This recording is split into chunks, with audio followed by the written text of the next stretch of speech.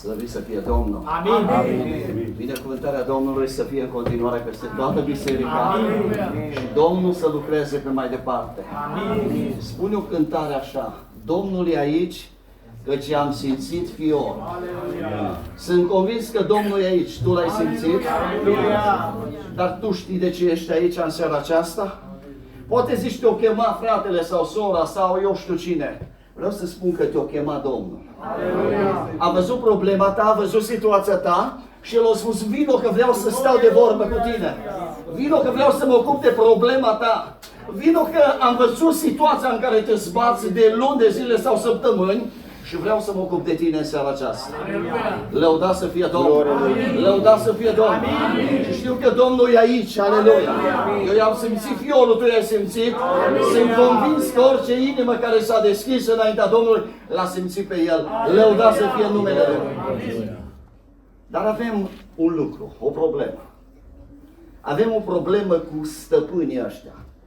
Că în vremurile care trăim, mă gândeam la un moment dat așa și mă rugam în mine: Doamne, ce se întâmplă? Care ar mai fi un motiv, o problemă de parcă flacăra se reduce în biserici? Și așa îmi vorbea Domnul cugetului: sunt mulți domni, mulți stăpâni. Și atunci am analizat cu deamănuntul și mi-am dat seama că în vremurile care trăim, oamenii deja nu mai au un stăpân sau doi, au 3, 4, deja poate chiar și mai mulți. Și vreau să vorbim pe linia aceasta, pentru că Domnul Iisus, din textul care s-a citit, a spus că nu putem sluji la doi stăpâni. Domnul să aibă milă de noi. Amin. Poate zicem: da, bine, noi nu slujim la alți stăpâni. Hai să vă arăt și o să vă dați seama că suntem de multe ori prinși de alți stăpâni și venim în casa Domnului și parcă nu curge totdeauna așa cum am vrea să curgă. Dar în ziua de astăzi știu ceva. Suntem aici pentru că Domnul vrea să rămână El singurul stăpân al tău. Aleluia. Suntem aici pentru că Domnul vrea să te scape de alți stăpâni. Suntem aici pentru că trebuie să iei o decizie și să rămâi la singurul stăpân adevărat. Fie binecuvântat în numele Lui. Îl găsim pe Apostolul Pavel la un moment dat în Efeseni, în capitolul 6, spune printre altele de stăpânitorii întunericului, veacului acestuia. Deci niște stăpânitori. Și tot Apostolul Pavel în 1 Corinteni, capitolul 6, spune despre singurul stăpân care are nemurirea, gloria numelui Său. Și acum tu, omule, alegi pe care stăpân sau de care vrei să asculți. Poate ar zice: bine, dar noi când ne-am pocăit am început cu singurul stăpân. Da, poate ai început. Dar dacă în viața ta ai avut momente de neveghere, ai lăsat ușa vrăjmașului deschisă, să știți că intra și alți stăpâni pe fir și aici în casa Domnului slujești pe adevăratul stăpân și când pleci acasă poate ia în primire viața ta un alt stăpân. Și Domnul vrea astăzi să fii liber. Aleluia. Și de aceea ești aici și Domnul e prezent aici că vrea să fii liber de alți stăpâni. Mărit să fie numele Lui. Și Domnul vrea să se ocupe în mod deosebit de tine. Lăudați să fie numele Lui. Hai să ne gândim în Biblie la câteva exemple. Gândiți-vă că la un moment dat vine o femeie la Iisus, o cananeancă, și spune: Iisuse, ai milă de mine! Striga la un moment dat pe ucenici, îi deranjează și spune: rezolvă, fă ceva cu ea! Și Domnul parcă nu o bagă în seamă și Domnul îi răspunde așa un răspuns, parcă mai superficial: eu am venit pentru oile pierdute ale casei lui Israel. Și atunci femeia aceea spune: în cele din urmă, zice, și căței se hrănesc ce cade de la masa stăpânului. Și Domnul vede o credință mare în femeia aceasta. Și aici vreau să facem o paranteză. Avea o fiică muncită de un duh necurat. Frați și surori, ce era acolo? Era un alt stăpân peste fiica ei. Și Domnul vrea să rămână El singurul stăpân adevărat. Lăudați să fie numele Lui. Hai să luăm un alt exemplu, luăm pe Saul. Omul acesta era din poporul Israel, Dumnezeu l-a lăsat să fie împărat și așa mai departe. Știți că cunoștea pe Dumnezeu. Și la un moment dat, zice că era muncit de niște duhuri. Cu alte cuvinte, un alt stăpân era peste ființa lui, peste viața lui și stăpânea peste el. Dar, atunci când venea omul lui Dumnezeu plin de Duh Sfânt și începea să cânte, ce făceau acele duhuri? plecau, mărit să fie Dumnezeu. În ziua de astăzi vreau să spun că Domnul e aici. Haleluia! Și vrea să rămână El singurul tău stăpân, gloria să-L împodobească. Tu vrei să rămâi în slujba Lui, tu vrei să rămâi la dispoziția Lui. Dacă vrei să rămâi la dispoziția Lui, fă ceva astăzi. Și în toate situațiile, și am putea da exemple și alte biblice, vreau să spun, singura ieșire, singura cale, să vii la Iisus Mesia. Aleluia! Să vii să spui, Doamne, eu vreau să fiu liber de alt stăpân. Mărit să fie Domnul. În momentul când ești legat de un alt stăpân, știi cum ești? Hai să vă dau un exemplu, ca și cum ai fi legat cu cătușe la mână. Știi, când ești legat, nu poți să faci orice. Sau la picioare, e la fel. Nu poți să faci orice. De ce? Că ești legat. Dar mulți vin, știi ce se întâmplă? Zice, sunt liber. O mână e liberă și una e legată în cătușă de un gard, de o problemă, de un lucru afinii, de un păcat și așa mai departe. Și el zice, sunt liber. Nu ești, omule, liber. Domnul vrea să te facă liber, aleluia! De ce un om nu poate să ridice mâinile în sus în biserică? Înseamnă că are o problemă. De ce un om nu poate să vină la biserică? Înseamnă că e legat și are o problemă. De ce un om nu poate să cânte cu toată inima? Are o problemă și întotdeauna există o problemă. Dar singurul lucru la care vreau să ne gândim, avem un Dumnezeu viu, aleluia! Avem un singur stăpân, Creatorul, Dădătorul de viață, fie binecuvântat numele Lui. Și n-am venit la El astăzi. Și am spus, Doamne, vreau să te simt, aleluia! Vreau să te ocup de mine, lăuda să fie Dumnezeu. Problema, știți care e la oameni? Că oamenii de multe ori și metoda sau și reticul vrășmașului îi că pune ceva în om în momentul când tu ești cu inima împărțită. Și anume ce? Foamea după lucrurile din trecut.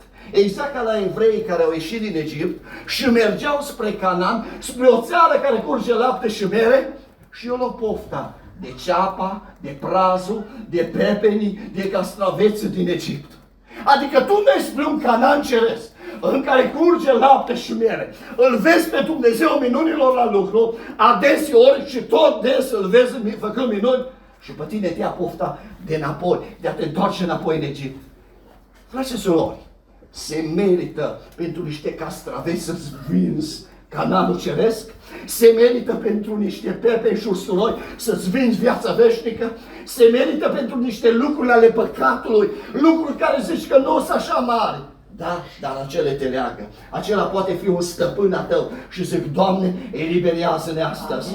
Eliberează-ne astăzi. Îndură-te astăzi de noi.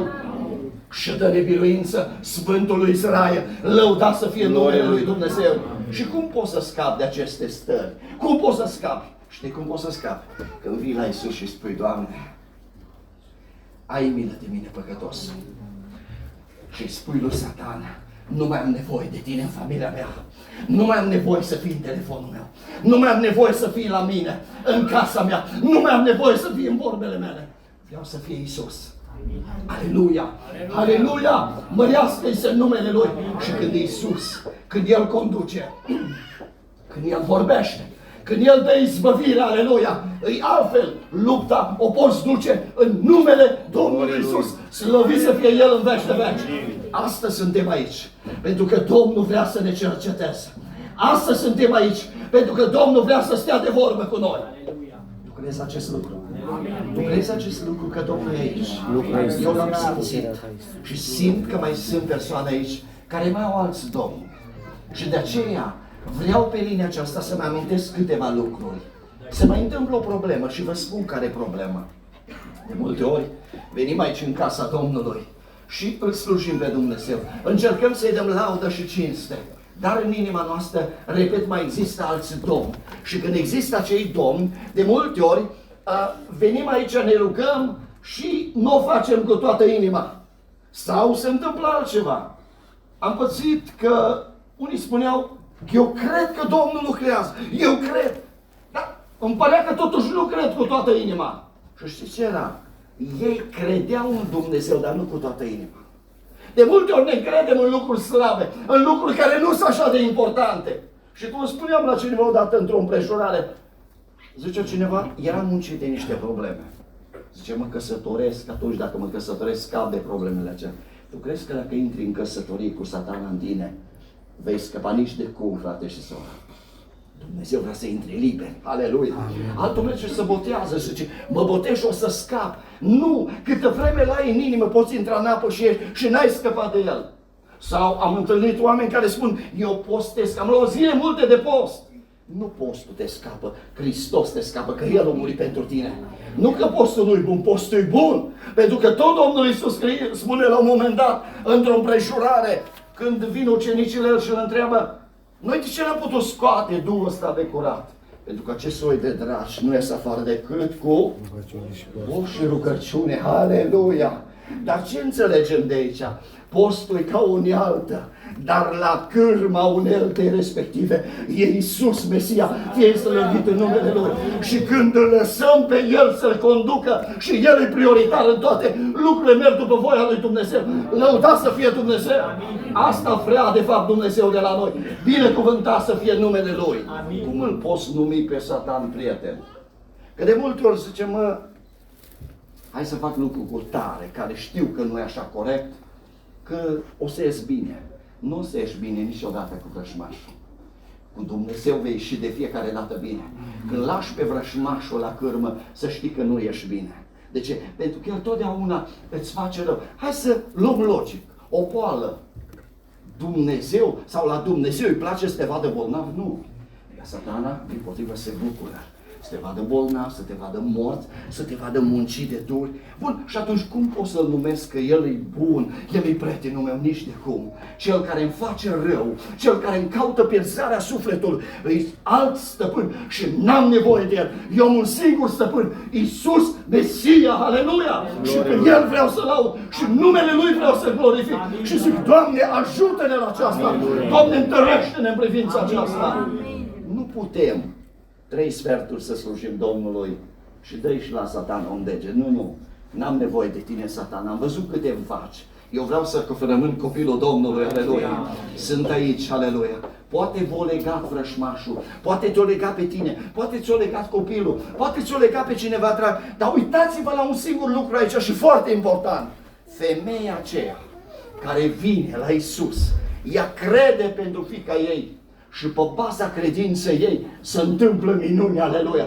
Adică cum? Crede mama pentru copil și se întâmplă minunea? Da, mărit să fie Dumnezeu. Uitați-vă la Iair, familia lui. Ei cred pentru fiica lor că Dumnezeu poate să facă minune. S-a întâmplat minunea? S-a întâmplat gloria lui Dumnezeu. Deci se poate să crezi când vezi că copilul tău, fiica ta, soțul tău, soția ta, îi la pământ și n-are putere să se roage, sau vrăjmașul o cucerit într-un fel sau altul. Se poate. Ridică-ți mâinile în numele lui Iisus.